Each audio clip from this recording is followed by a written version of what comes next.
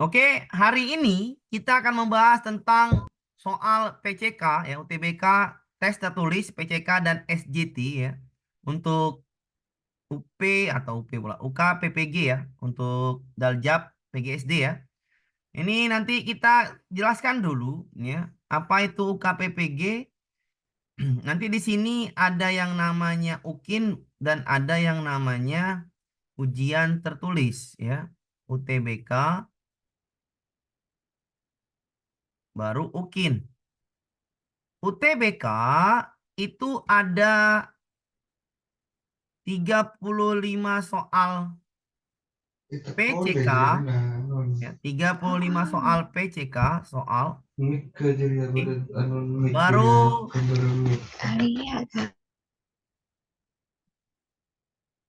15 soal SJT ya. Saya mute dulu ya. Jadi matikan saja audionya, jangan sampai terdengar yang lain ya ketika saya jelaskan. Audionya, kameranya di off aja nggak apa karena ini malam. Jadi kalau malam itu sensitif. Maksudnya apa? Privasi. Sudahlah, kita menyalakan, nggak usah nyalakan kamera, nggak usah nyalakan audio dulu ya. Ketika saya jelaskan.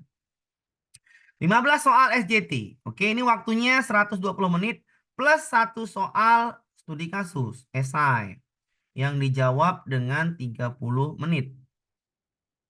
Soal esai. Oke, atau uraian, ya, itu soal.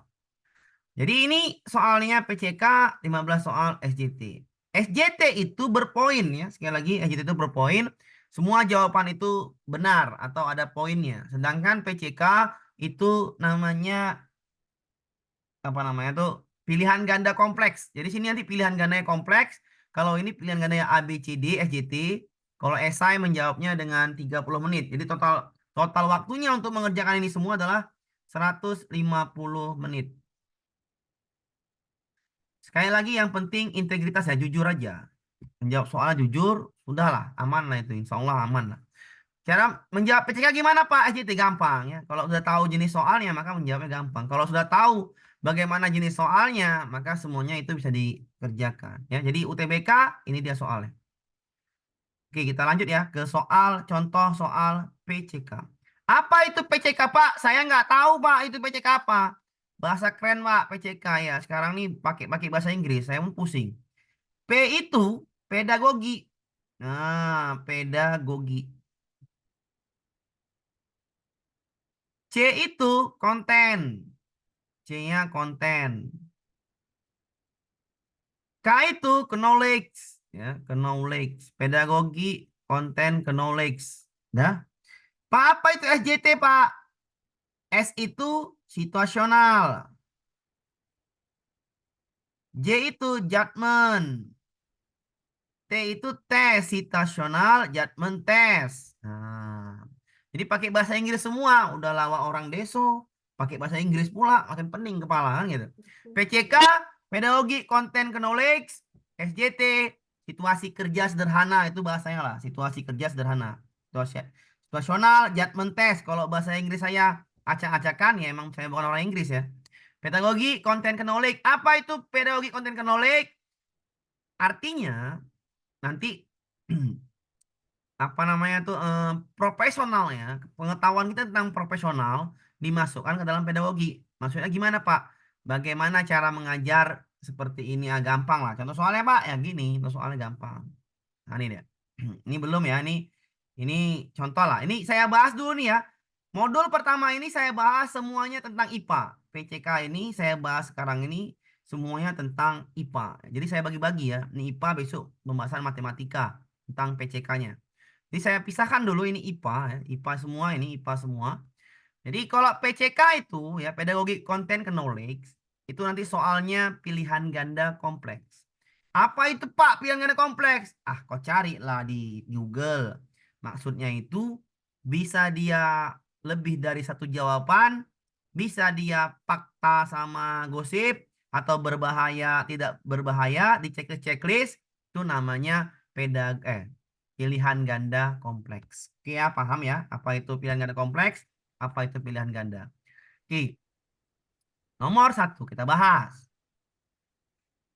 Setiap kegiatan praktikum di sekolah dasar yang dilakukan di dalam laboratorium maupun di luar laboratorium memiliki tujuan yang akan dicapai.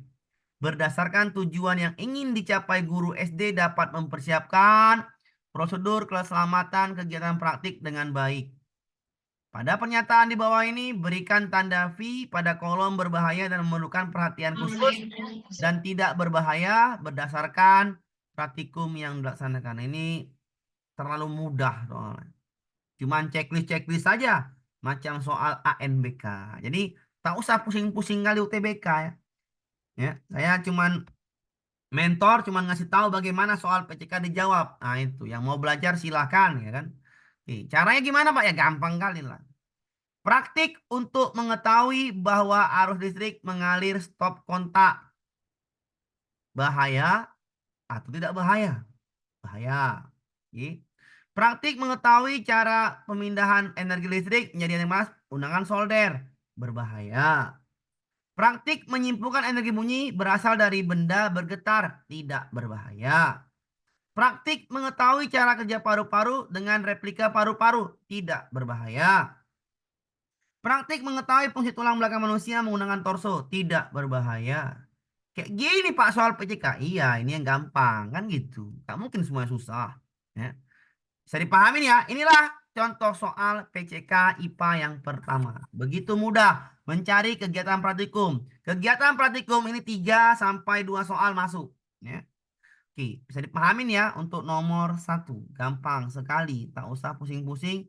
Dijawabnya dengan mudah. Nomor 2. Nomor 2 saya bikin soalnya 2. Ini soal yang ini samalah konsepnya dengan yang ini. Ya. Pilihlah satu. Contoh nomor 1 ya. Nomor 2. Pak Ronald ingin mengajarkan materi pesawat sederhana tentang roda berporos. Dari gambar berikut, mana yang menggunakan prinsip kerja roda berporos? Pilihlah lebih dari satu jawaban.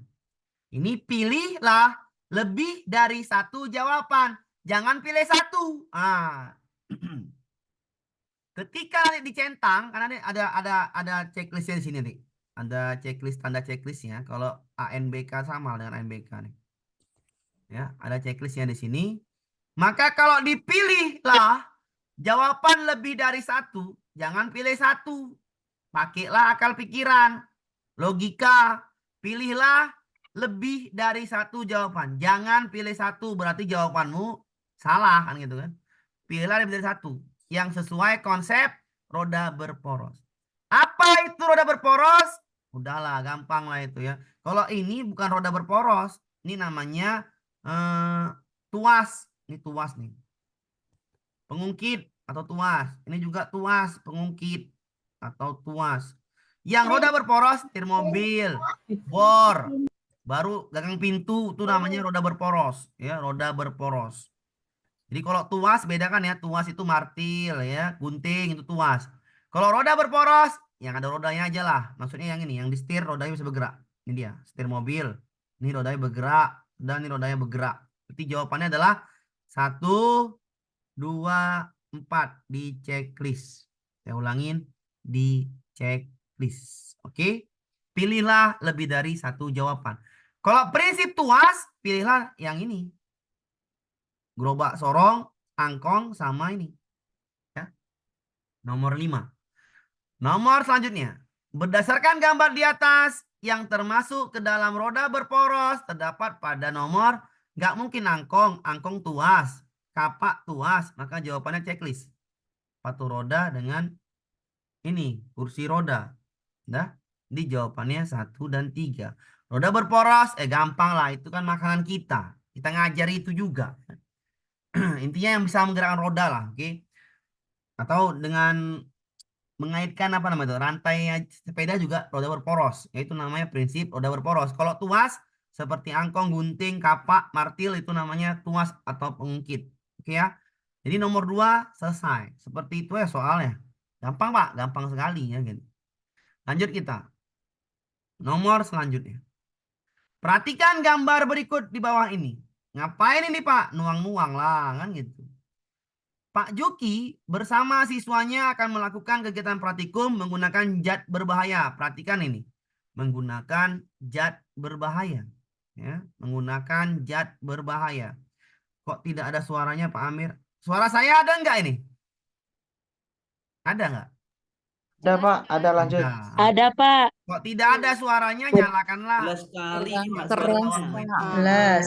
Ada jelas Pak. Jelas ya, oke. Jelas, Saya Pak. ulang lagi. Saya ulang lagi, mohon maaf. Oke. Kegiatan praktikum ini ya, ini saya IPA semua saya bahas, itu matematika semua biar paham di mana nanti lagi pedagogi nanti semua ada. Jadi ini IPA dicampur dengan pedagogi. Sesuai kisi-kisi Pak, sesuai kisi-kisinya saya udah megang ya. Tapi saya nggak mau nanti bahas pertama kisi-kisi, nanti pening. Saya mau bahasnya per IPA ya IPA gitu, dibagi. Perhatikan gambar di bawah ini. Pak Juki bersama siswanya akan melakukan kegiatan praktikum menggunakan zat berbahaya. Kegiatan di bawah ini yang tidak boleh dilakukan adalah A. Mendekatkan kepala pada saat menuangkan zat cairan. Menggunakan kacamata praktikum boleh dilakukan. Yang ini tidak boleh. Menjauhkan kepala boleh dilakukan. Meminta rekan menuangkan zat cairan boleh dilakukan. Menggunakan sarung tangan boleh dilakukan. Yang tidak boleh adalah A. Mendekatkan kepala pada saat menuangkan cairan. Jawabannya adalah A. Begitu mudah soal IPA-nya. Kok gini Pak? Ya emang ini soal PCK. Gampang karena PGSD gampang lah kan gitu. Di jawabannya A, mendekatkan kepala pada saat menuangkan zat cairan. Jawabannya itu yang A. Ya, jawabannya yang A. Yang tidak boleh dilakukan siswa adalah A. Mendekatkan kepala pada saat menuangkan cairan. Karena cairan zatnya berbahaya. Cukup mudah soal selanjutnya kita akan bahas. Nomor 4. Jadi namanya nih, kalau tidak ada, pilihlah satu jawaban, maka ini pilihan ganda aja. Kalau checklist itu udah pasti ada ya. Tinggal checklist saja ya, gampang. Nomor 4. Kalau pernah Bapak Ibu ngelihat soal ANBK, sama lah itu.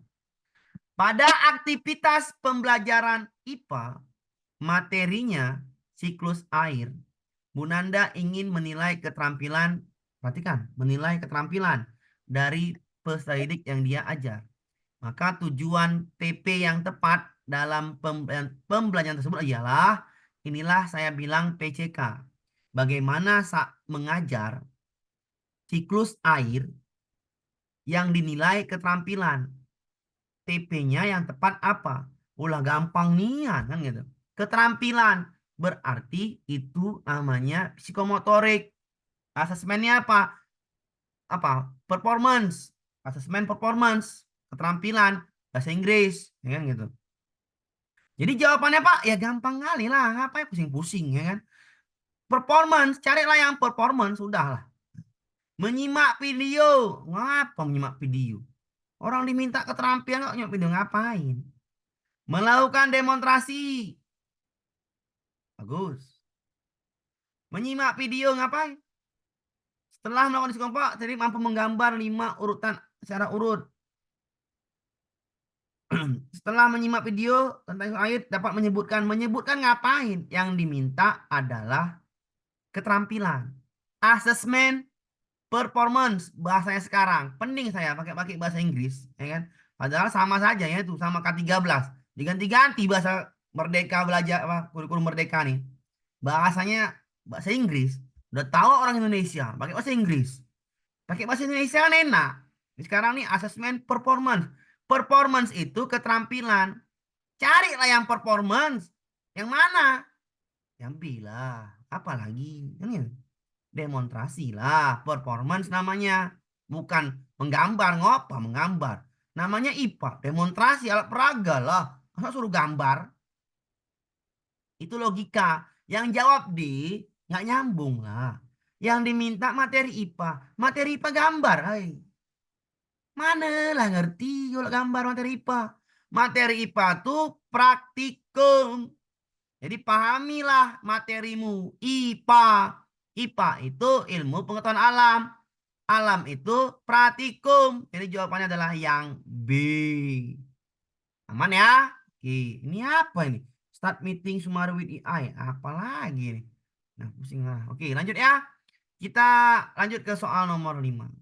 Ini checklist. Nah, inilah namanya pedagogi konten knowledge yang pilihan ganda kompleks. Nah, ya. Nih, tinggal checklist aja, tinggal checklist. Pak, kalau perlu checklist semua, Pak. Ya perlu. Kalau semua jawabannya benar, kan gitu. Kalau tidak semua jawabannya benar, pilihlah beberapa. Karena diminta adalah pilih jawaban lebih dari satu. Pakai simple logikanya, berarti jawabannya nggak mungkin satu, kan gitu. Kalau Bapak Ibu pilih satu, maka salah. Itu logika, ya. Karena diminta pilihlah jawaban lebih dari satu. Iya, seperti ANBK, benar sekali, kan gitu. Kalau siswa ngerjain ANBK, ya maka guru ya sama aja itu. Tapi dengan cara beda. Bapak Ibu kan PPG. Ya kan, lulus besok kan beda. Kalau siswa ngerjain ANBK, ke depannya nggak ada dia. Itu apa namanya tujuannya. Maksudnya tujuannya cuma lulus lah kan gitu. Kalau ibu kan lulus PPG kan besok cair kan gitu. Bisa bantu-bantu ekonomi keluarga. Kan gitu. Bisa beli laptop baru yang belum punya laptop. Itu ya maksudnya ini kan gitu. Biar lebih jos atau pemerintah ngajarnya kan gitu. Lanjut ke soal nomor 5. Mudah-mudahan cepet cair kan gitu. Lulus September yang piloting pertama, pengumuman lulus. Piloting kedua Oktober, cair. Tahun ajaran baru tahun depan 2025. Amin. Kan gitu. Makanya bersyukurlah masuk piloting 1, piloting 2. Kenapa? Karena pengumuman lulusnya tahun ini. Jadi pencairannya mulai tahun depan sudah bisa. Ah, itu dulu. Makanya semangat. Jangan menye-menye, lemah-lemah. Hai, duit depan mata kok manja-manja kan gitu kan. Lanjut. Bu Rina adalah seorang guru di kelas 5 SD. Dia ingin merancang materi pembelajaran berbasis proyek yang melibatkan siswa dalam mempelajari faktor-faktor yang mempengaruhi pertumbuhan tanaman. Berikut adalah langkah-langkah yang telah direncanakannya. Penelitian awal. Bu Rina memberikan tugas kepada setiap siswa untuk melakukan penelitian awal tentang faktor-faktor mempengaruhi tumbuhan tanaman. Mereka diminta mencari informasi di buku, online, mengajukan pertanyaan kepada ahli pertanian. Proyek percobaan. Setiap siswa akan merancang dan melaksanakan proyek percobaan kecil. Mereka akan menumbuhkan tanaman dalam kondisi yang berbeda, misalnya dengan memberikan jumlah cahaya yang berbeda, jumlah air yang berbeda, dan jenis tanah yang berbeda. Siswa akan mencatat dan mengamati pertumbuhan tanaman selama beberapa minggu. Analisis dan presentasi. Setelah proyek selesai, siswa akan menganalisis data yang mereka kumpulkan dan membuat laporan presentasi tentang faktor-faktor yang mengaruhi pertumbuhan tanaman. Mereka akan membagikan temuan mereka dengan siswa lain dalam kelas. Berdasarkan ilustrasi pembelajaran tersebut, rancangan materi dan proyek percobaan dalam pembelajaran yang dilakukan Bu Rina adalah pilih salah satu jawaban. A. Benarkah melibatkan siswa dalam aktivitas praktis untuk memahami faktor-faktor pertumbuhan tanaman? Ya benarlah, mempengaruhi checklist. Mendorong siswa untuk mengetahui perbedaan perkembangan dengan pertumbuhan tanaman. Yang ada pertumbuhan tanaman, tidak ada perkembangan. Ini kurang baik yang ini. Yang nomor 3. Mengajarkan siswa tentang metode ilmiah. Iya benar, metode ilmiah, menganalisis data, mengumpulkan laporan. Benar. Meningkatkan keterampilan siswa dalam berkomunikasi dan presentasi. Benar nih ya, analisis dan presentasi. Checklist. Menstimulus untuk memiliki kemampuan mengamati dengan baik. Ada nggak mengamati dengan baik? Ada. Ya, mengamati dengan baik. Benar. Jadi ada 4 jawaban yang benar. Mendorong siswa untuk mengetahui perbedaan perkembangan dengan pertumbuhan tanaman. Perkembangan nggak ada. Yang diminta adalah mempelajari faktor-faktor yang mempengaruhi pertumbuhan tanaman. Bukan perkembangan tanaman, tapi pertumbuhan tanaman. Perbedaan perkembangan dengan pertumbuhan tanaman. Ada nggak di sini perkembangan? Nggak ada. Ya. Yang diketahui, yang mendorong siswa untuk mengetahui pertumbuhan tanaman nih, faktor-faktor yang mempengaruhi pertumbuhan tanaman. Ya, cahaya. Oke, ini kurang tepat kalau yang ini. Ya, ini nggak saya pilih. Kenapa? Karena yang lebih jelas 1, 2, 3, 4, 5. Maka jawabannya ada 4. Ini. Pak, bagaimana penilaiannya, Pak? Ah, itu penilaian yang ini urusan pemerintah. Intinya kita sudah menjawab. Caranya sudah kayak gitu caranya. Jadi soal panjang pun seperti ini PCK, jawabannya gampang, nggak usah sulit, nggak payah sulit lah kalau PCK ini. Yang sulit itu bacanya kepanjangan. Yang sulit itu kalau mohon maaf, udah besok, mohon maaf nih ya, jangan ngamuk Bu ya. Udahlah berumur, besok pakai kacamata. Ya, kenapa? Makan obat dulu sebelum ujian, biar fit. Kenapa saya bilang itu? Karena biar fit. Karena ini soalnya panjang. Nanti kalau ngantuk, ah itu bikin masalah nanti. Karena soalnya itu kan 2 jam. Soalnya panjang-panjang, jawabannya mudah. Di kacamata siapkan, vitamin disiapkan. Kalau nggak sakit lihat yang laptop ini. Itu saran ya. Kita lanjutkan ke soal nomor 6. Hah, ini soal apa pula, Pak? Soal katrol lah. Masa nggak bisa kan gitu. Seorang siswa SD bernama Maya sedang melakukan eksperimen dengan menggunakan katrol di dalam laboratorium IPA. Maya ingin mengukur kekuatan terendah yang diperlukan untuk mengangkat beban dengan menggunakan berbagai macam katrol dengan beban yang sama. Berarti bebannya sama ya, ingat, bebannya sama. Katrol yang paling tepat yang digunakan Maya adalah, perhatikan, Maya mau pakai dengan kekuatan terendah. Kalau kekuatan terendah berarti keuntungan mekaniknya cari yang tertinggi. Sekali lagi ya. Keuntungan mekanik yang tertinggi maka akan membuat narik beban itu menjadi mudah ketika kamu nariknya atau kamu menimbanya atau kamu menariknya. Sekali lagi, keuntungan mekanik tertinggi itu akan mempermudah Maya untuk mengangkat beban ini. Paham ya? Sekali lagi, keuntungan mekanik tertinggi itu akan memudahkan si Maya untuk menarik atau mengangkat beban. Jadi keuntungan mekanisnya tertinggi, maka dengan kekuatan rendah dia bisa mengangkatnya. Jadi kebalikan Pak, kebalikan. Ketika keuntungan mekanik terendah, maka dia mengangkat dengan kekuatan tertinggi atau sama dengan beban. Apakah jawabannya? Perhatikan saya ini. Ada 3 katrol di sini. Yang pertama namanya katrol tetap. Kalau nggak nampak bacaannya, saya bikin ini katrol tetap. KT, katrol tetap. Yang ini KM, katrol majemuk. Majemuk, KMG, majemuk. KB, warga berencana, bukan ya, katrol bebas. Blok katrol BK, banyak ngota. Oke. Cara gimana Pak? Perhatikan dulu. Katrol tetap atau KT itu mempunyai keuntungan mekanis 1. Berarti bukan ini jawabannya. Kenapa? Keuntungannya 1. Berarti dengan beban sama dia harus ngangkatnya. Kalau katrol bebas, keuntungan mekaniknya itu 2. Oke. Ya. Katrol majemuk, keuntungan mekaniknya sama dengan jumlah tali atau sama dengan jumlah katrol. Jumlah talinya 2, maka keuntungan mekaniknya 2. Jumlah katrolnya 2, maka keuntungan mekaniknya 2. Bisa dipahamin ya, saya menjelaskan. Blok katrol ini paling mudah untuk mengangkat beban. Kenapa? Karena ini dia bulat. Nah, menarik dia. Lebih enak daripada KB dan katrol majemuk. Ini 2 juga sih, tapi lebih mudah ini ketimbang yang ini. Ya. Jadi ketika ada blok katrol, pilihlah ini. Tapi kalau nggak ada ini, maka jawabannya katrol bebas dengan katrol majemuk. Tapi kalau ada blok katrol, maka pilihlah jawabannya dengan KM tertinggi, itu akan mengangkat kekuatannya terendah. Maka jawabannya ini yang blok katrol. D jawabannya. D jawabannya ya. Kita jawab itu D. Oke ya, blok katrol. Nanti Pak soalnya kayak gini Pak. Iya diubah-ubah. Ini soalnya ada yang 3 katrol. Manakah dengan kekuatan tertinggi, kekuatan terendah? Nanti lah tuh soalnya saya buat di latihan. Kan gitu. Oke, lanjutkan ke soal berikutnya. Nah ini dia. Inilah yang dinamakan soal PCK. Ini namanya PCK ya.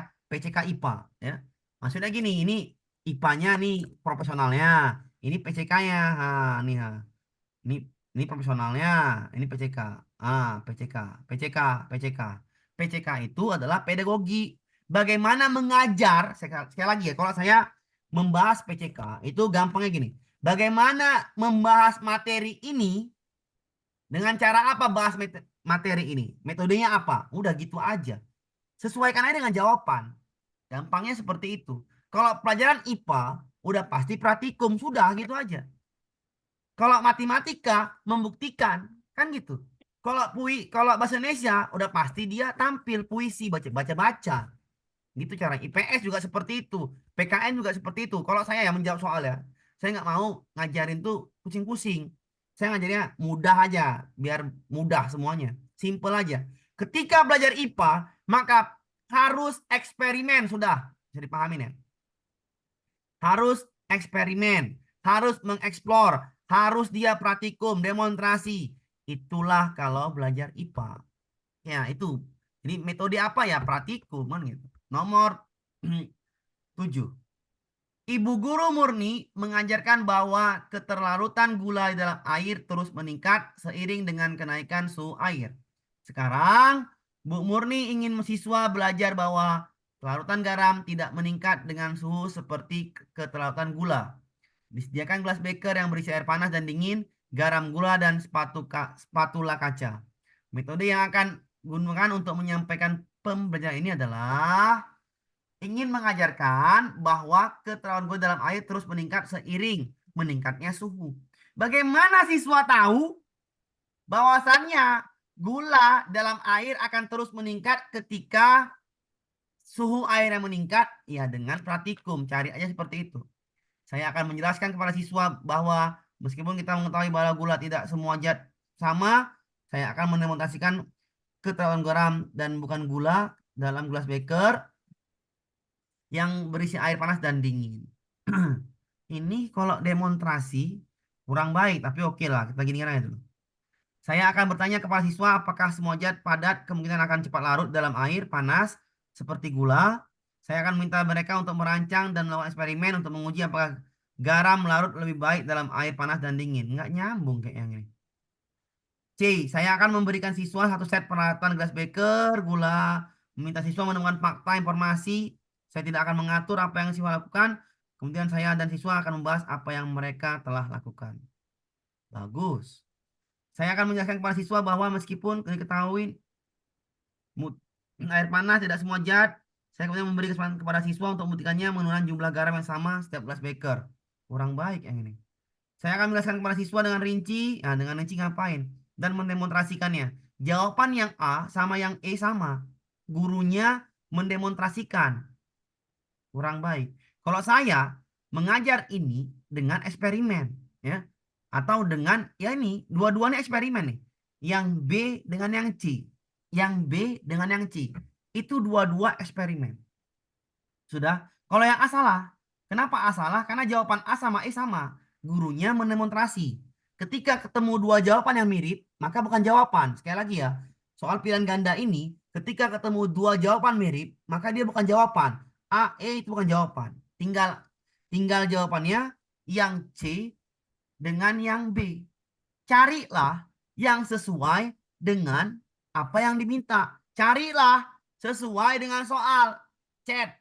Apa jawabannya? B atau C? Ketikkan di chat itu. Ketikkan di chat itu. Ketikkan di chat itu. Ya. Iya. Jawabannya adalah yang C. Ya. Yang C.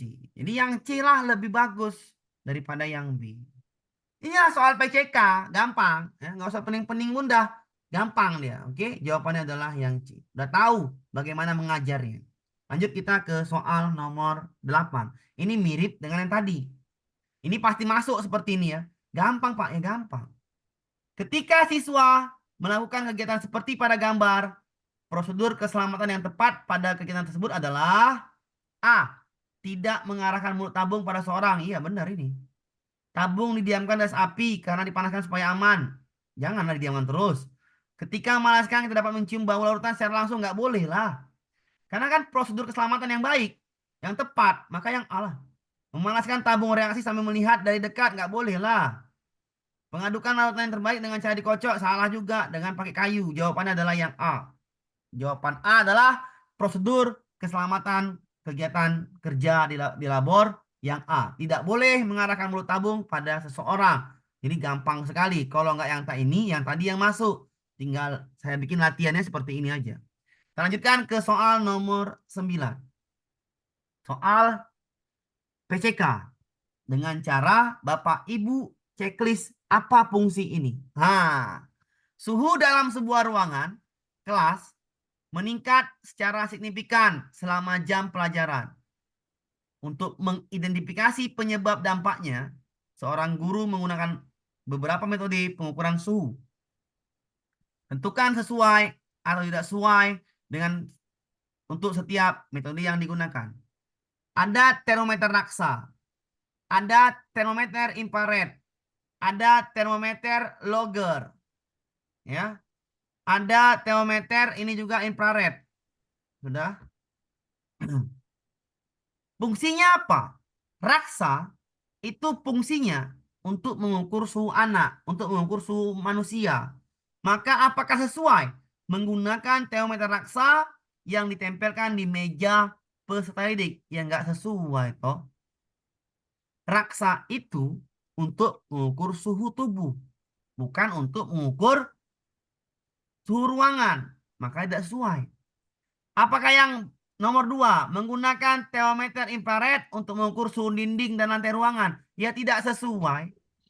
Infrared itu untuk mengukur yang namanya suhu badan anak boleh.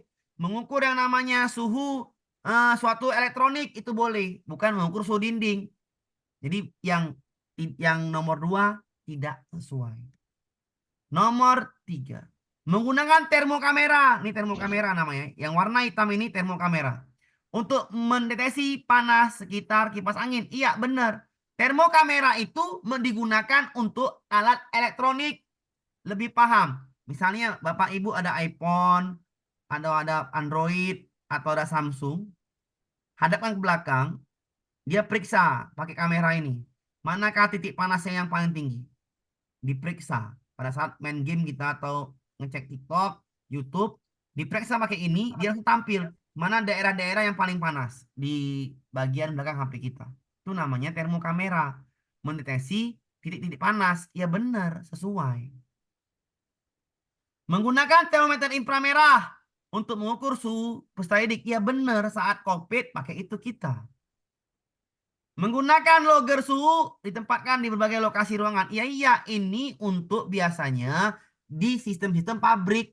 Ada suhunya, ruangan. Ya benar. Jadi pahami fungsi ini. Fungsi dari termometer. Masuk ini Pak ya, masuk. Termometer raksa untuk apa dia? Suhu tubuh. Infrared juga suhu tubuh. Logger ruangan. Kamera untuk mengecek titik-titik panas di alat-alat elektronik. Itu fungsinya. Sekali lagi, raksa untuk suhu tubuh, infrared suhu tubuh, termokamera untuk mendeteksi titik-titik panas pada alat elektronik, logger, ini yang logger untuk suhu ruangan. Biasanya di kantor-kantor, di pabrik-pabrik ada loggernya itu. Oke ya, nomor 9 sudah selesai. Inilah PCK, pedagogi content knowledge. Nggak ada jawaban A, E, sini ya. Yang ada checklist. Nggak ada jawaban A, E. Ini jawabannya checklist. Ini jawabannya adalah checklist. Namanya pilihan ganda kompleks. Oke, paham ya? Harus seperti itu jawabannya. Kita lanjutkan ke soal berikutnya. Wah, inilah namanya satu lagi PCK. Ibu Susanti mengajar siswa kelas 5 tentang karakteristik air bersih. Ya, air bersih. Air bersih. Tujuan beliau adalah siswa akan mempelajari air bersih bersifat tawar, tidak berbau dan tidak berwarna.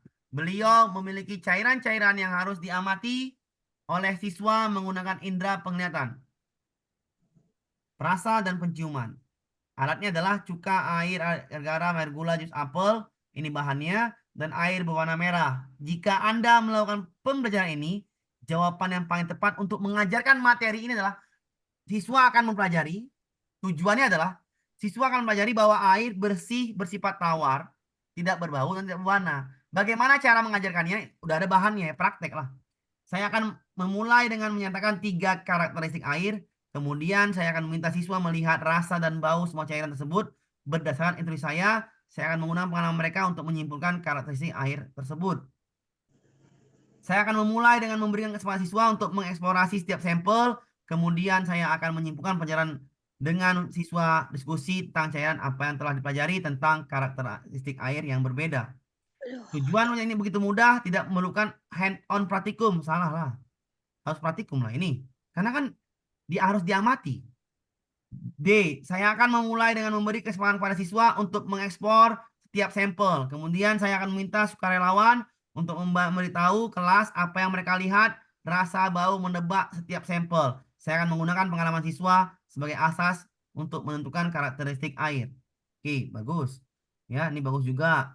Ini bagus juga. Materi ini mudah, tidak memerlukan eksperimen. Salah. Oke. Cara cepat menjawab soal ini, Bapak Ibu. Ya, ibu bapak kan gitu. Maka ya gampang aja, carilah jawaban yang berpusat pada siswa. Selesai. Pilih jawabannya A, B, D yang lebih berpusat pada siswa. Ini pelajaran IPA.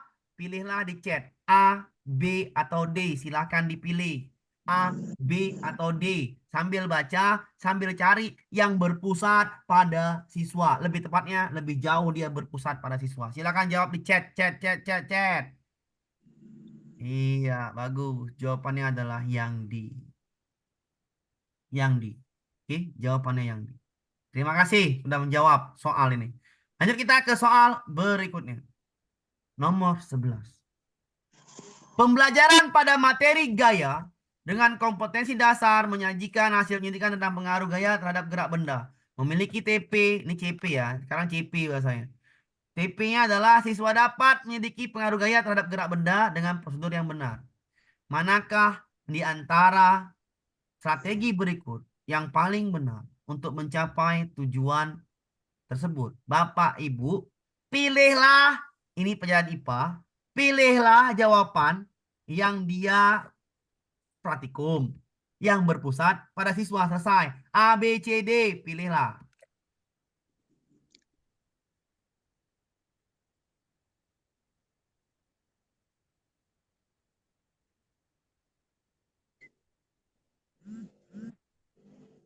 Yang praktikum, udah jelas nampak lah ya.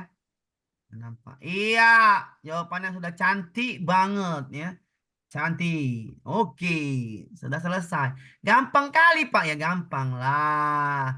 PCK itu bukan yang ini kali keras-keras kali. Kukira dia keras, rupanya kertas kan gitu. Apa ya pusing-pusing ya? Belajar tuh gampang itu ya. Makanya bawa pusing-pusing belajar. Santai aja. Enjoy ya. Kalau haus minum, gitu aja kita ya. Saya haus soalnya, mau minum saya ini, tapi tunggu habis dulu kan gitu. Nah, haus sekali tuh ini. Sabar ya untuk 13 dulu, baru kita SJT-nya minum dulu saya. Pak Amir nomor 12 ya. Sedang merancang penyaluran KD, sekarang CP, saya gantilah CP aja nih. Menyelidiki pengaruh gaya terhadap gerak benda. Kegiatan pembelajaran menggunakan pendekatan saintifik dan metode eksperimen adalah, nah, silakan cari A, B, C, D. Gampang kali pun. Ya, ya, apersepsi ya, ingat. Sorry, ini apersepsi. Apersepsi. Namanya kegiatan pendahuluan. Kalau sekarang apa namanya itu? Lupa saya lagi dah. Ya, pendahuluan lah, apersepsi. Carilah yang mana ya apersepsi. Kalau apersepsi hubungkan dalam kegiatannya, dalam kehidupan. Udah segitu aja lah. Gampang lah ini. Ah, soal PCK ya cuman, bukan soal kehidupan. Iya, C. Yang paling pending soal kehidupan. Kalau soal-soal dari pemerintah nggak ada penting-penting kali kita jawabnya. Jawabnya C ya. Karena udah tahu cara cepatnya kan. Lanjut kita ke soal terakhir. Soal terakhir. Ya. Soal terakhir. Ini agak panjang ini. Nah, agak panjang ini. Ya. Bapak Ibu baca. Saya mau ngambil minum. Saya haus sekali. Bapak Ibu sambil baca. Nggak usah ada suara. Nanti di chat aja. Baca dulu ya. Karena waktunya 2 jam 50 soal. Jangan main-main basing deh. Basing pula. Jangan main ngasal. Baca 2 jam itu suruh baca. Bukan suruh jawab cepat. Karena terlalu banyak Bapak Ibu ya. 2 jam untuk soal 50 soal ini terlalu banyak. Ngapain aja ini. Kalau perlu pun cuma 1 jam. Mabuk lah Pak. Ya iya. 50 soal 2 jam terlalu banyak. Makanya suruh baca. Ya. Oke, silakan Bapak Ibu baca pelan-pelan saja, jangan main cepat langsung jawab. Dibaca pelan-pelan saja. Ya, saya mau minum. Makasih, Bu ya. Nah, oke, saya minum dulu.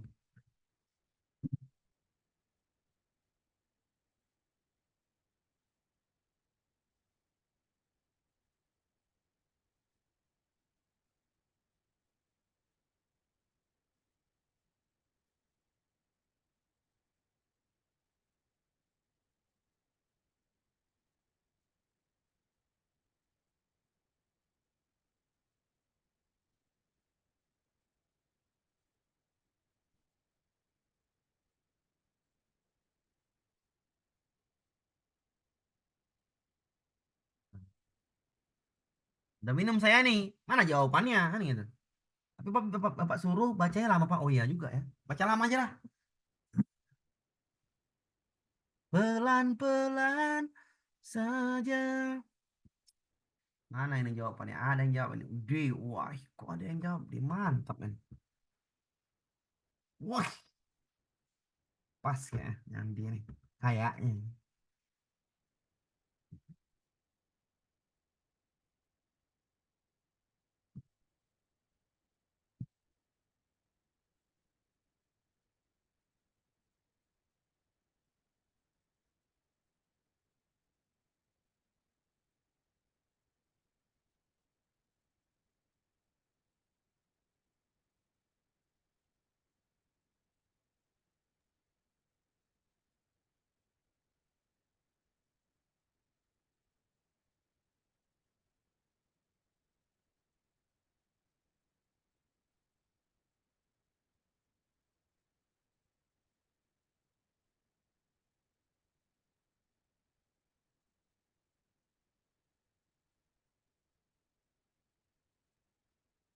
Ada yang A, ada yang D.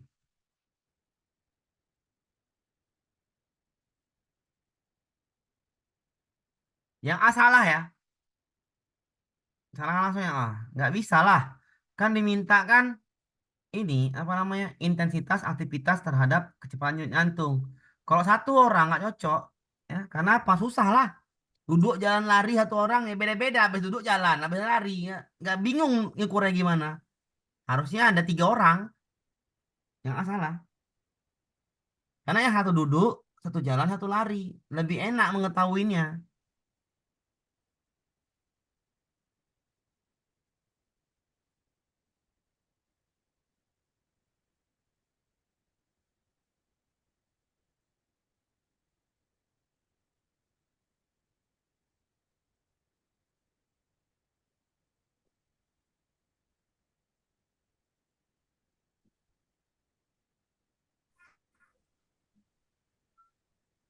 Oke, sudah ada jawabannya nggak? Ada yang double. Saya mau dulu. Ada yang D. Oke. Baca baik-baik. Saya bilang tadi. Hati-hati ya. Denyut kecepatan denyut jantung. Denyut ya. Denyut tuh di mana kan itu? Awas kok. Denyut tuh di mana? Denyut ya. Denyut. Ingat denyut. Di mana denyut? Itu bacaannya ada tuh. Ada yang di dada, ada yang di nadi. Denyut soalnya diminta. Nah, denyut. Nah, jangan sampai salah. Saya salahkan langsung ya yang di. Saya nggak mau yang di. Masa di dada denyut? Maka saya bilang, baca pelan-pelan. Jangan main cepat-cepat kali. Yang C di dada, ngapain di dadanya? Tinggal B sama E. Tinggal B sama E ya. Tinggal B sama E. Dan itu nadi ya. Dan itu nadi. Ini kan diminta mengajak siswanya melakukan aktivitas untuk menemukan pengaruh intensitas aktivitas terhadap kecepatan jantung. Para siswa diminta kerja kelompok untuk menemukan pengaruh tersebut. Berikut adalah yang paling tepat. Antara B sama E ya. Kenapa? Denyut itu di nadi. Kelompok siswa yang B. Kelompok siswa 3 orang. Aktivitasnya duduk, jalan, dan lari. Ini bagus. 3 orang. 3 orang yang aktivitas bagus. Dan 3 orang mengukur denyut jantung dengan cara mengukur denyut nadi di pergelangan tangan masing-masing siswa yang melakukan aktivitas. Oke, bagus ini. B. Kelompok siswa harus mengoordinasi peran yang melakukan aktif duduk jangan lari 3 orang ya. 3 orang bagus. Dan 1 orang pelaku mengukur denyut jantung dengan cara mengukur denyut nadi di dada masing-masing. Ini di dada. Wes gak nyambung toh. Jawabannya B. Bisa dipahamin? Bisa dipahamin nih? Jawabannya bisa atau bisa di chat ya. Bisa atau paham jawabannya chat. Bisa dipahamin? Mana jawaban paham ini? Oke, bisa ya. Jadi pelan-pelan saja, jangan. Dan saya bilang, Pak, PCK, paham Pak. PCK itu ya, makasih Bu. PCK itu dua jam itu suruh baca sebenarnya. Suruh baca pelan-pelan, teliti. Jangan langsung jawab Bapak Ibu. Denyut itu nadi. Yang mana dia? Nggak mungkin pakai 1 orang. Kalau 1 orang mengukur aktivitas jalan, duduk, ya berubah-berubah nantinya. Pakai 3 orang lah, kan gitu kan. Langsung berubah, langsung nampak dia. Maka jawaban yang tepat adalah yang B. Gampang ya. Jadi IPA ya seperti inilah contoh soalnya. Nanti ada latihannya, Pak. Ada latihannya, sabar ya, sabar. Oke, lanjut kita ke soal SJT. Ya, soal SJT. Oke, soal SJT kita lanjut ke soal SJT. Soal SJT. Jadi kita bahas PCK, bahas SJT biar makin jos. Ya, lanjut kita ke soal SJT. Dalam kelas seni terjadi ketidakpuasan, ya, ketidakpuasan di antara beberapa siswa karena adanya perbedaan penilaian terhadap karya seni yang subjektif, bukan objektif ya. Beberapa siswa merasa bahwa penilaian guru tidak adil dan terlalu berpihak pada gaya seni tertentu. Ya biasa, tapi kayak mana lah ini payah juga hilangkan ini subjektif. Tapi ya kita harus objektif lah. Bagaimana guru seharusnya menangani situasi ini? Transparan. Ya udah cari aja jawaban transparan. A. Menjelaskan kriteria penilaian kepada seluruh kelas dan minta masukan dari siswa. Ini transparan, benar ya A. Mengubah penilaian seni yang dipermasalahkan tanpa memberikan penjelasan. Enggak boleh lah. Mengabaikan, salah. Mengadakan kompetensi, ngapain yang ini? Meminta siswa untuk saling menilai karya teman mereka. Nah, ngapain juga? Jawabannya adalah yang A. Menjelaskan, transparan. Apa yang diminta kalau SJT gampang ya. Apa yang diminta soal, sesuaikan saja dengan jawaban. Gitu aja. Oke, kita lanjutkan ke soal nomor berikutnya. Anda memiliki materi pembelajaran yang cukup padat. Materinya cukup padat. Untuk disampaikan dalam satu sesi. Sebagai guru, bagaimana Anda merencanakan penggunaan waktu agar semua materi dapat disampaikan dan efektif tanpa tergesa-gesa. Cukup padat materinya, harus disampaikan semua. Sekali lagi ya, cukup padat materinya, harus disampaikan semua. Maka carilah yang bisa disampaikan semua. Memulai pelajaran tepat waktu dan mengikuti rencana pelajaran yang ketat tanpa menyimpang atau memberi waktu untuk pertanyaan. B. Membagi waktu sesi menjadi beberapa bagian masing-masing untuk topik tertentu dengan jeda singkat diantaranya. Ini baik ini, yang ini. Dibagi-bagi. C. Menyampaikan inti materi terlebih dahulu dan jika ada waktu sisa membahas detail tambahan atau aktivitas terkait. Ya, inti materi lebih baik daripada yang B. Sama-sama baik, tapi saya rasa C lebih baik daripada intinya langsung lah, inti materi. Nah, karena dimintakan semua materi sampaikan, maka intinya sampaikan aja. Mempercepat tempo, jangan, ini tergesa-gesa. Mendorong siswa aktif diskusi kelamaan. Kan diminta untuk menyampaikan materinya padat, harus semua materi sampaikan. Maka jawabannya antara B dan C. Kalau yang ini nggak usah. Antara B sama C. Yang paling baik karena soal SJT ya. Ini 45, antara ini 5, ini 4. Jadi soal SJT ada poinnya. Sama kayak Bapak Ibu jawab soal post test. Itu ada poinnya, 25/25. Kan itu ada pakai poin.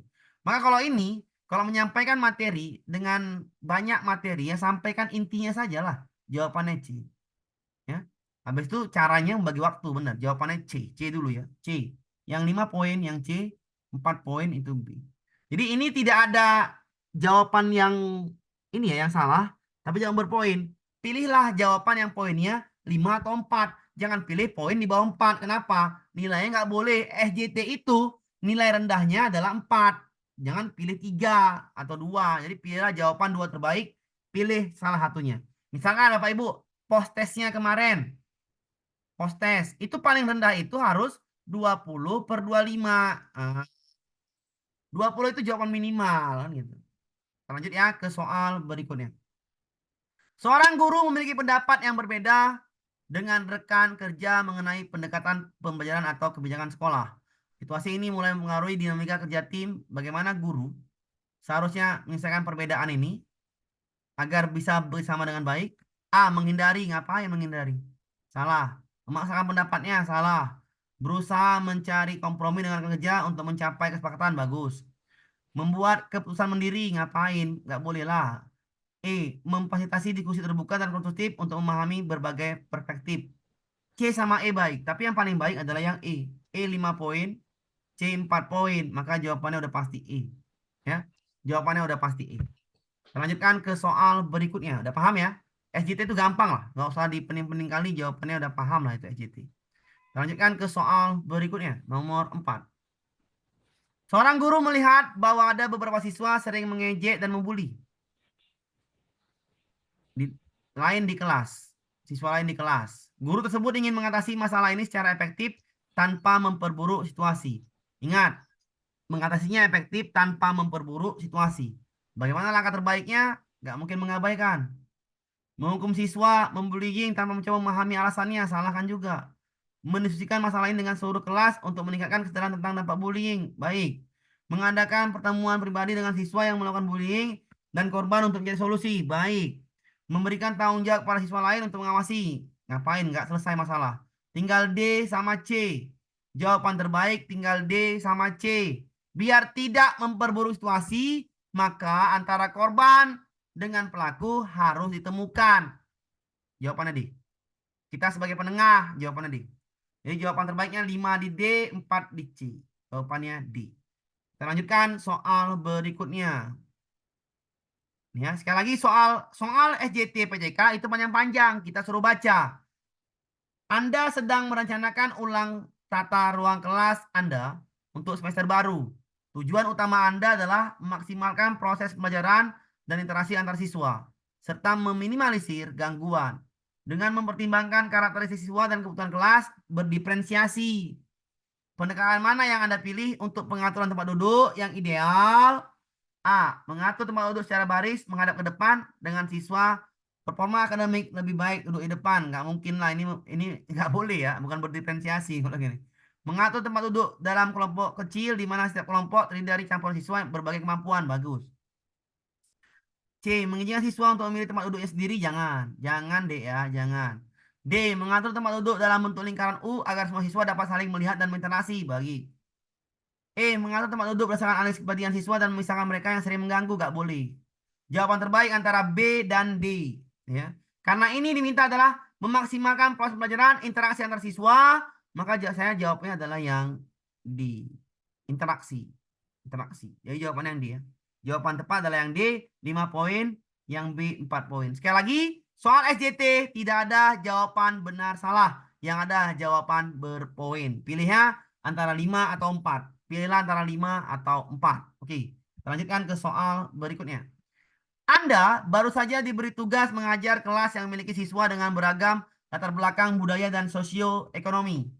Beberapa siswa menunjukkan antusiasme yang besar terhadap pelajaran, sementara yang lain tampak kurang terlibat atau mengalami kesulitan dalam mengikuti materi. Sebagian semangat, sebagian tidak. Masalahnya,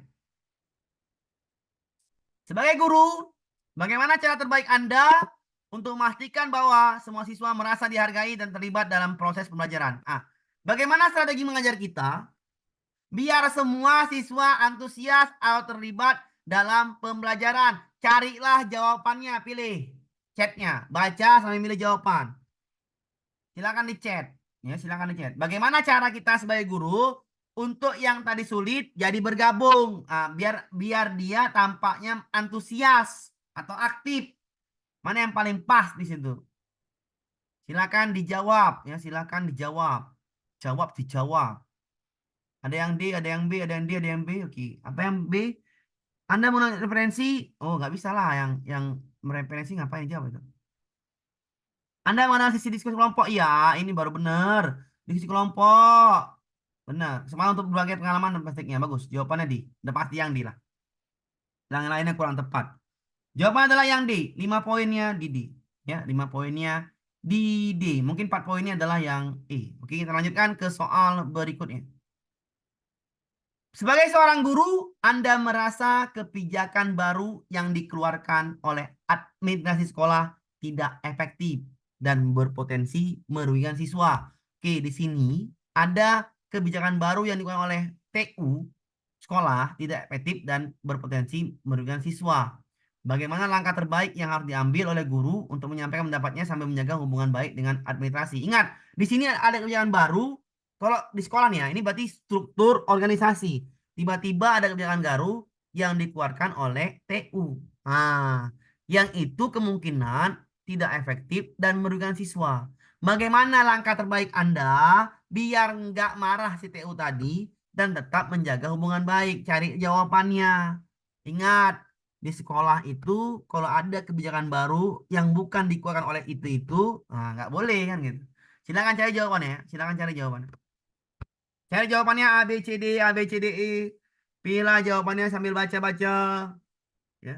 Bapak nggak baca, Pak? Nggak. Ambil minum aja. Silakan. Dipilih. Haus. Oke, dipilih, dipilih. Ada yang D, ada yang E. Ada yang C. Ah, belum tepat. Belum ada yang tepat jawabannya. Ayo. Yang E bisa juga sih. Bagus juga. Tapi lebih baik adalah, kan ini tidak menyinggung. Ya. Kalau tidak menyinggung, artinya apa? Tidak tahu. Gitu menurut saya tuh. Yang E bagus. Tapi kurang lah. Ya. Yang tidak menyinggung berarti tidak tahu siapa yang menyampaikan gitu loh. Maksud saya tuh. Kan tidak menyinggung. Ayo masih. Iya, tapi kurang baik kalau yang E. Iya. Yang tidak menyinggung itu yang B. Ya. 5 poinnya di B. Kalau yang ini langsung nggak boleh. Ya. Ini diskusi dulu, benar, ini bagus. Tapi kurang baik, mengabaikan salah. Ini mungkin 4, ini mungkin 4 juga. Tapi kalau yang ini kurang langsung gini, enggak, ini 3 berarti. Jawabannya B. C 4 poin. Nulis surat resmi lah, nggak tahu dia kan kita nggak tahu disembunyikan lah nama kita. Jadi biar nggak menyinggung, berarti jawabannya B. Ya, jawabannya B. Semua masalah selesai di B. Karena kepala sekolah yang bertindak. Jadi jawaban terbaik ada di B. Oke, lanjut kita ke soal berikutnya. Dalam sebuah pembelajaran project based learning melibatkan orang tua wali peserta didik. Namun mayoritas dari orang tua wali peserta didik tidak berkenan mengikuti pembelajaran PJBL sehingga menghalangi proses pembelajaran berjalan dengan baik dan lancar. Tindakan yang paling tepat adalah ini orang tuanya nggak mau ikut. Bagaimana tindakan tepat di guru? A. Menyarankan orang tua bahwa proyek, belum dulu. B. Berkolaborasi dengan guru-guru lain untuk membuat program yang akan meningkatkan minat orang tua. Ini baik ini. C. Mengajarkan kepada rekan semua guru mengenai pendekatan, nggak nyambung. D. Mengidentifikasi masalah atau kendala. Ya, ini bagus. Jawaban terbaik adalah kolaborasi. Kenapa kolaborasi? Biar orang tuanya berkenan untuk mengetahui apa itu BBL. Membuat programnya akan meningkatkan minat orang tua terhadap ini terlibat. Jadi jawaban terbaik ada di B. Kita lanjutkan ke soal berikutnya. Peserta didik di sekolah Anda kurang mencerminkan profil, kurang mencerminkan P3, P5 ya, yang terdiri dari dimensi beriman, mandiri, bergotong royong, berkebinekaan, benar kritis, dan kreatif. Hal ini sangat penting untuk diperhatikan karena menjadi acuan untuk membangun karakteristik dan kompetensi peserta didik. Upaya yang Anda lakukan untuk meningkatkan profil pelajar Pancasila di sekolah Anda adalah A. Melakukan pemetakan analisis strategi penerapan dari profil pelajar Pancasila yang sesuai dengan latar belakang peserta didik. Baik. B. Melaksanakan sesuai dengan instruksi Kementerian Pendidikan. Baik. C. Mempelajari profil Pancasila yang harus diterapkan. Ini baik juga. D. Menjadi ketua tim berbasis kearifan lokal. Baik. E. Bersama dengan guru lain menyusun dan mengusulkan langkah-langkah konkret dalam menerapkan P5. Iya. Paling baik adalah ini. E. Menerapkan P5 itu harus berkolaborasi dengan guru-guru. Bagaimana langkah konkretnya yang harus biar karakter itu muncul. Ya, jawaban terbaiknya ada di E. 5 poinnya di E. Oke, jawaban terbaiknya ada di E. Kita lanjutkan ke contoh soal berikutnya. Guru-guru di sekolah Anda ahli secara konsep dan teoritis dalam bidang keilmuannya. Namun saat konsep dan teori yang dipelajari kemudian diterapkan dalam project based learning, mereka mengalami kesulitan dalam penerapannya. Hal yang Anda lakukan untuk mengatasi situasi ini adalah guru-guru di sekolah Anda paham konsep dan teorinya, tapi pada saat penerapannya dia bingung, banyak guru bingung. Bagaimana Anda ya bantu, bersedia pembimbingan, bagus. Membantu guru, bagus. Memberikan acuan informasi, bagus. Menyadari bahwa mempelajari kembali, ini kurang. Mengusulkan strategi bersama guru lain untuk membantu guru tersebut dalam menyusun pembelajaran based learning, bagus. Intinya membantu ya, tapi karena gurunya banyak yang nggak bisa, maka kita harus kerjasama. Jadi jawabannya adalah yang ini, mengusulkan strategi bersama guru lain untuk membantu guru tersebut dalam PJBL. Jadi yang paling baik adalah yang E. Kalau yang ini kurang baik, hanya memberi informasi. Tinggal yang ini bersedia pembimbingan, membantu guru. Ini 4, mungkin ini 3. 5 poinnya di E. Oke. Lanjut kita ke contoh soal berikutnya. Jadi sekali lagi soalnya panjang, kita jawabnya pelan-pelan saja untuk membacanya ya. Minggu lalu telah disosialisasikan mengenai format penyusunan RPP baru. Anda ditunjuk sebagai koordinator, sebagai penyusun RPP baru. Sebagai koordinator yang Anda lakukan untuk mengawal ini adalah A. Segera menyusun strategi untuk proses penyusunan hingga evaluasi RPP baru berdasarkan peraturan yang telah disosialisasikan. Baik. Mengadakan pelatihan penyusunan RPP baru agar guru-guru memiliki gambaran lebih konkret dalam penyusunan RPP. Baik. Selalu siap sedia membantu ketika para guru meminta bantuan atau bertanya terkait penyusunan RPP baru. Koordinator bukan tugasnya ini. D. Menyusun RPP sesuai dengan petunjuk dan ketentuan. Ini bukan tugasnya juga. Memberikan materi mengenai macam-macam metode pengajaran atau hal lain yang menjadi materi dalam RPP guna membantu para guru mendapatkan informasi, membuat RPP baru yang menarik. Baik. Ya, tapi dia koordinator penyusunan RPP baru. Sebagai koordinator, maka dia mengatur koordinasi, berarti strategi jawabannya. Strateginya untuk proses penyusunan hingga evaluasi. Jadi dia memahami strateginya. Jadi yang terbaik adalah di A, 5 poin. Kita lanjutkan ke soal berikutnya. A ya, 5 poin. Ini soal terakhir nih ya. Anda baru saja mengikuti diklat yang menunjang keterampilan sebagai guru. Anda menyadari bahwa belum banyak rekan Anda yang memiliki keterampilan yang Anda dapatkan. Berarti Anda diklat, itu diklatnya baru. Banyak guru yang belum paham tentang diklat itu. Maka tindakan Anda adalah ya bantu ilmu kita terapkan, nah gitulah kan. Ilmu kita harus diterapkan ke sekolah. Menyesuaikan cara kerja lama, jangan. Mengarahkan guru lain untuk mengikuti diklat serupa, jangan juga. Orang kita suruh bantu ini.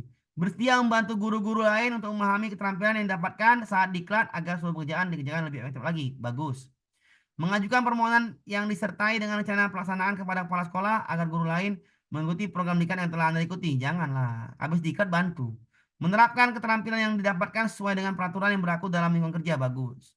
Jawaban terbaik adalah banyak gurunya belum paham tentang diklat itu, maka kita bantu menjelaskannya. Jawaban yang terbaik adalah yang C. 5 poinnya di C. Ya, 5 poinnya di C. Oke, Bapak Ibu ya. Hari ini cukup sekian dan terima kasih ya. Soal IPA-nya itu tidaklah sulit ya. Besok soal matematika. Kalau soal matematika kita membuktikan jawaban siswa benar atau tidak. Caranya kita cari jawabannya dulu nanti. Jadi besok matematika ada hitungannya, ada sedikit-sedikit. Untuk apa? Kalau dia pembayaran matematika, kita membenarkan apakah di dalam soal itu PCK-nya benar atau salah jawaban dari siswa itu. Oke, untuk hari malam ini saya istirahat dulu ya. Sudah habis suara saya. Lebih dan kurang saya mohon maaf Bapak Ibu ya. Saya akhiri, assalamualaikum warahmatullahi wabarakatuh. Selamat malam, selamat istirahat dan semoga lulus piloting pertama dengan nilai yang baik dan dapat duit tahun depan. Amin, Pak. Amin. Amin, Pak. Amin. Pak. Terima kasih, Pak. Ya. Oke. Pak, besok jum lagi, Pak. Besok jumpa lagi matematika kita besok itu, oke? Amin, amin. Terima Ya, kasih, Pak. Pak. Terima kasih, Pak. Oke.